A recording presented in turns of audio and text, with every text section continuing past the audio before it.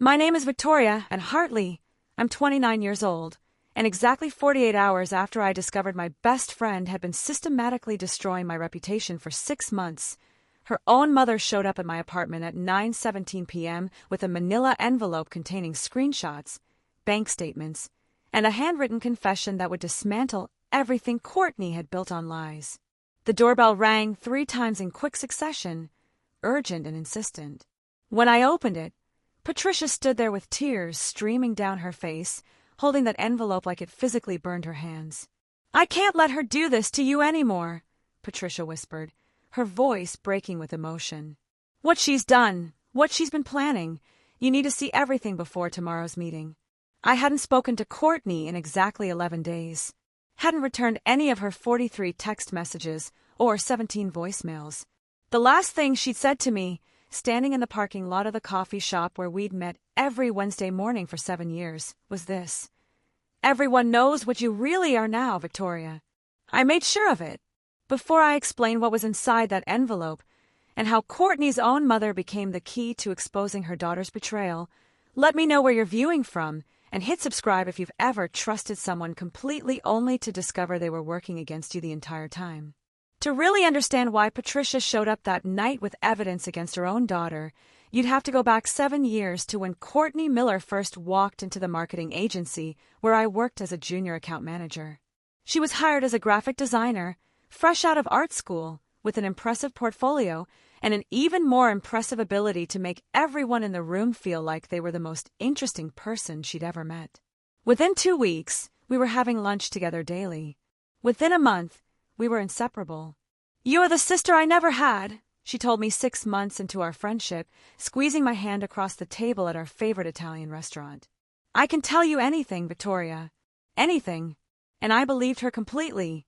Over the next several years, our friendship became the foundation of my social life. We went to concerts together, took weekend trips to the coast, celebrated promotions and birthdays, and survived breakups by consuming unreasonable amounts of ice cream while watching terrible romantic comedies. When my father died, suddenly of a heart attack 3 years ago, Courtney was at the hospital within 20 minutes of my call, holding me while I sobbed in the sterile waiting room. What I didn't see, what I was completely blind to, was the pattern forming beneath the surface of our friendship. Small things that seemed insignificant at the time but would later reveal themselves as deliberate choices. When I started dating my boyfriend Derek, Courtney always found subtle ways to undermine him. "He seems great, but did you notice how he interrupted you 3 times during dinner?" Or, "I'm sure he didn't mean it that way, but that comment about your promotion was kind of condescending, don't you think?" I thought she was being protective, watching out for me. I even appreciated it initially, believing she had my best interests at heart and could see things about Derek that I might be missing in the honeymoon phase of our relationship. The same pattern emerged with my friendships with other women. When I grew close to Amanda, a colleague from the finance department, Courtney would casually mention things that seemed off. "Amanda was talking about you at the gym yesterday. I'm sure it was nothing, but the tone seemed weird." These comments were always vague enough that I couldn't confront Amanda directly, but specific enough to plant seeds of doubt in my mind. Looking back now, I realize what she was doing. Systematically isolating me, creating distance between me and anyone who might compete for her attention or loyalty. Making herself absolutely essential, the only person I could truly trust. And I fell for it completely, never questioning her motives or recognizing the manipulation. When I got promoted to senior account manager 18 months ago, earning $78,000 annually plus bonuses, Courtney's behavior shifted in ways I noticed but rationalized away. She started making comments about money more frequently. How expensive everything was becoming. How her freelance design work wasn't bringing in enough to cover her rent. How she'd had to put her car payment on a credit card again. I started covering more of our shared expenses without really thinking about it. Dinners out, concert tickets, the beach house rental we split with 2 other friends where I quietly paid her portion when she claimed her bank account was temporarily frozen. "I'll pay you back as soon as my biggest client sends payment," she'd promise. "You know I'm good for it." Over the course of 14 months, I calculated later, I paid approximately $12,400 in expenses that were supposed to be shared or that she'd promised to reimburse. Not once did I receive repayment. Not once did I seriously push the issue, because demanding money from your best friend felt petty and small, especially when she was supposedly struggling financially. My boyfriend Derek was the first person to openly question the dynamic. We'd been together for 2 years at that point, and he'd observed enough interactions to develop concerns he'd previously kept to himself out of respect for my friendship. "Victoria, I need to say something, and I need you to actually hear me," he said one Sunday morning over coffee at my apartment. "Courtney is using you. I've watched it happen for months now, and I can't stay quiet anymore. She's going through a rough patch financially," I defended automatically. "That's what friends do. They help each other." "It's not just the money," Derek continued carefully, clearly having thought through how to present this concern. "It's how she talks about you when you're not around. How she positions herself as your protector while simultaneously undermining your confidence. I've heard her do it, Victoria, multiple times." I didn't want to believe him. The idea that Courtney, who had held me at my father's funeral, who knew my deepest insecurities and biggest dreams, might be deliberately hurting me was too painful to accept. So I did what many people do when confronted with uncomfortable truths about people they love. I got defensive. "You've never liked her," I shot back, my voice harder than I intended. "You've been looking for reasons to turn me against her since the beginning." Derek's expression shifted to something sadder, more resigned. "If that's what you think, then we have a much bigger problem than I realized." That conversation should have been a turning point, a moment where I stepped back to examine my friendship with Courtney more critically. Instead, I told Courtney about it that same evening, seeking validation and support from the very person Derek was warning me about. "He's trying to control you," Courtney said immediately, her voice carrying exactly the right mixture of concern and indignation. "Classic manipulation tactic. Isolate you from your support system, make you dependent on him. I've seen this pattern before with toxic partners. Victoria, you need to be careful." She was so convincing, so earnest in her worry for my well-being, that I actually began to question Derek's intentions. Within 3 weeks, after increasingly frequent arguments about Courtney and my inability to see what he saw, Derek and I broke up. "I love you," he said during our final conversation, his voice heavy with regret and frustration. "But I can't watch you destroy yourself for someone who doesn't care about you the way you care about her. When you finally see what she really is, if you ever do call me, I'll answer. The breakup devastated me, and Courtney was right there, just as she'd been at my father's funeral, bringing wine and takeout, letting me cry on her shoulder, reinforcing the narrative that Derek had been the problem, and I was better off without his controlling behavior. You deserve someone who supports all your friendships, she told me, stroking my hair while I sobbed. Someone who doesn't try to come between you and the people who actually love you. I thought I'd made the right choice. Chosen the friend who'd been there through everything, over the boyfriend who tried to turn me against her. What I didn't know, what I couldn't have imagined at that point, was what Courtney had been building behind the scenes. The crisis began exactly 3 months after Derek and I broke up. I arrived at work on a Tuesday morning to find my boss, Helen Rodriguez, waiting by my desk with an expression I'd never seen before. Serious, uncomfortable, almost apologetic. "Victoria, I need you to come to my office immediately," she said quietly. "Bring your personal items. HR will be joining us." My stomach dropped. In 8 years at the agency, I'd never been called to a meeting with HR present without advance notice. Never been asked to bring personal items like I might not be returning to my desk. The meeting was worse than anything I could have imagined. Helen sat across from me, with Jennifer from Human Resources, both of their faces carefully neutral and professional. Between them on the desk sat a folder. "We've received a serious complaint regarding your conduct," Helen began, choosing each word carefully. "Multiple complaints, actually, from Courtney Miller and 2 other employees. They've documented instances of harassment, inappropriate workplace behavior, and misuse of company resources spanning several months." I literally couldn't speak for a moment. My mouth opened, closed, opened again. "What? That's Courtney! My Courtney!" The allegations include creating a hostile work environment, using company equipment for personal business ventures without authorization, and making inappropriate comments about colleagues' personal lives. Jennifer slid a document across the desk toward me. These are the formal complaints. We're required by company policy to place you on immediate administrative leave, pending investigation. The document was devastating in its detail. Dates, times, specific quotes attributed to me. Things I had supposedly said about Amanda from finance, about Marcus from the creative team, about Helen herself. Accusations of running a secret side business using company computers and time. Screenshots of emails I'd allegedly sent from my work account making disparaging comments about clients. "I didn't write these emails," I said, my voice shaking as I scanned the pages. "These aren't mine. Someone forged these. You can check the metadata, the IP addresses, something. This isn't real." "We'll conduct a thorough investigation," Helen assured me, but her tone was careful and distant, already treating me like a liability. "Until then, you're on paid leave. Please surrender your access badge and laptop." I drove home in a daze, my mind spinning and racing. How could Courtney do this? Why would she fabricate such elaborate lies? We were best friends. She was the person I trusted most in the entire world. There had to be an explanation, some terrible misunderstanding I could clear up if I could just talk to her. I called her 12 times that day. Every call went straight to voicemail. I texted, "Please call me. Something terrible happened at work. I need to talk to you." No response. By the next morning, still having heard nothing from Courtney, I drove to her apartment. I knocked for 5 minutes straight, knowing she was home because her car was in its assigned spot and I could hear movement inside. Finally, the door opened. Courtney stood there in her bathrobe, coffee mug in hand, looking at me with an expression of cold detachment I'd never seen directed at me before. "What do you want, Victoria?" she asked flatly, not moving aside to let me in. "What do I want?" I repeated incredulously.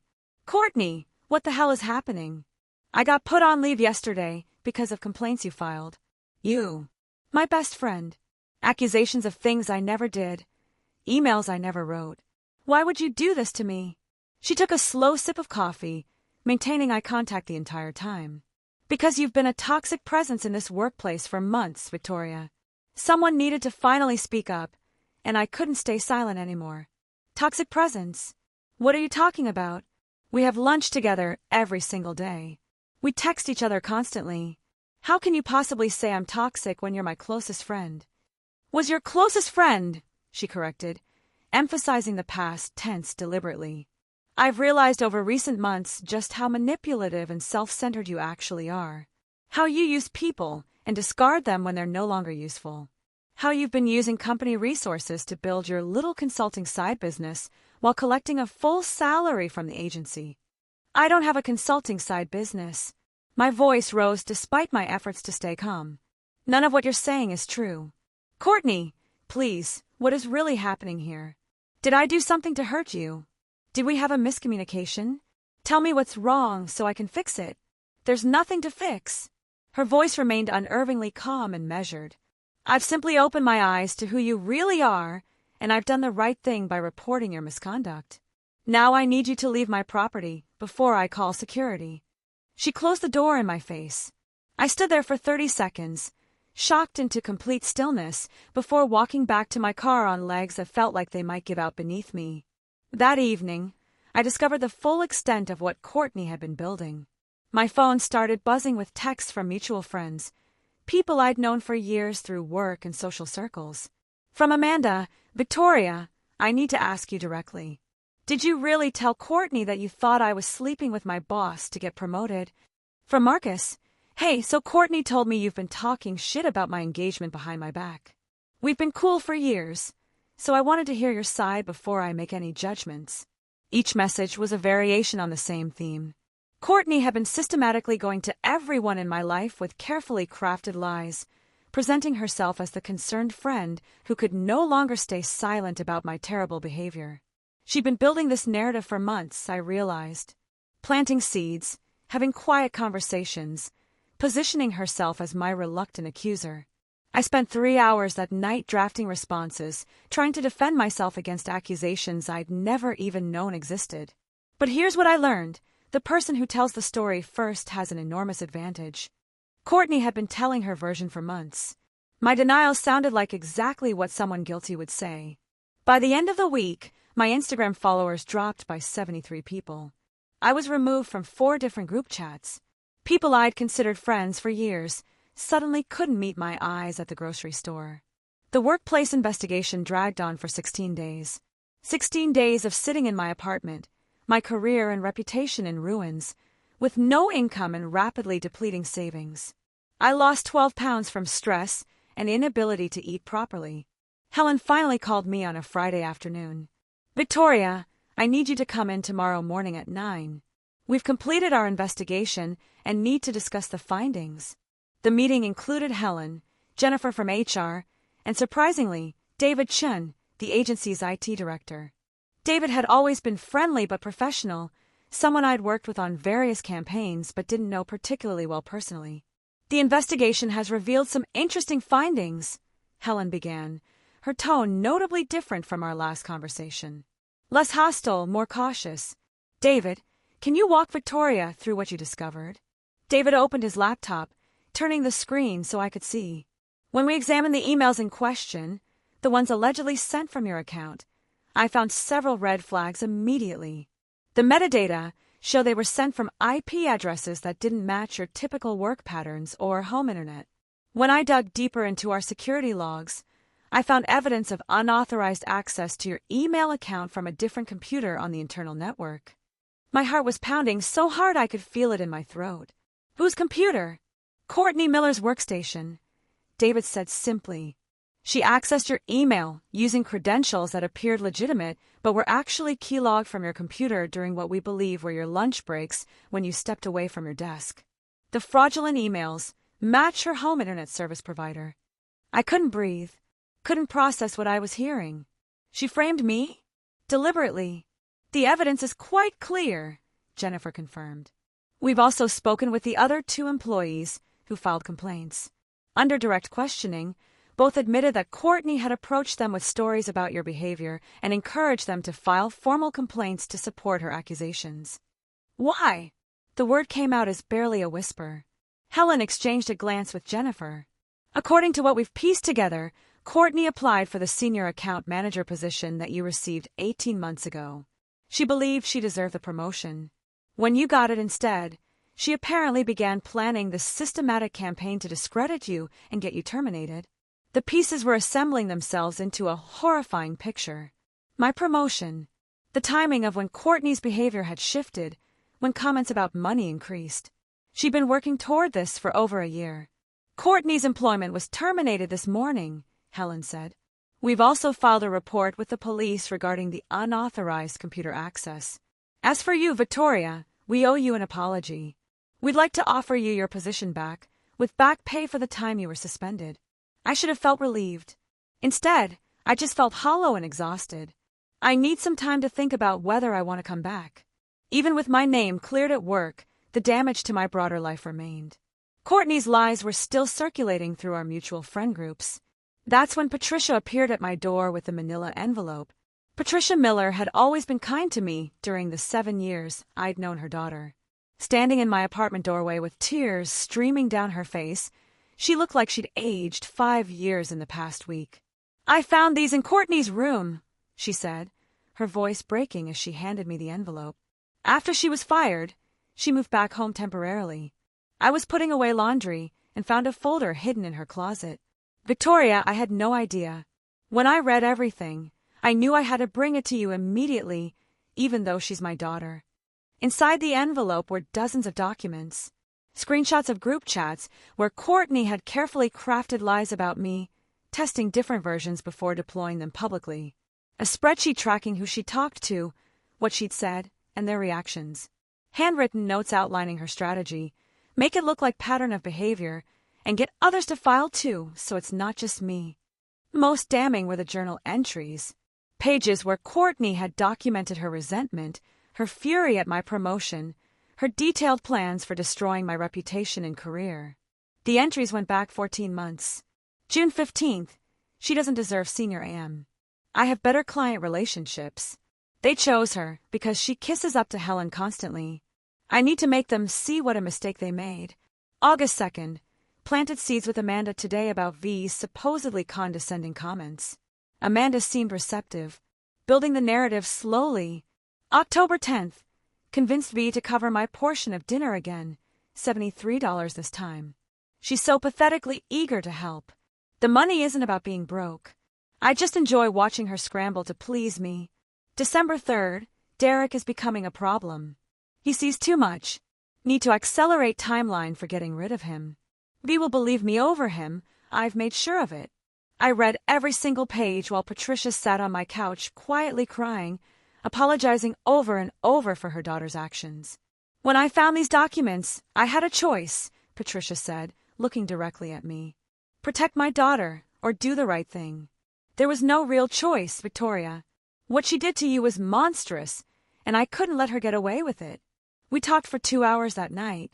Patricia told me things about Courtney's pattern of manipulation dating back to high school.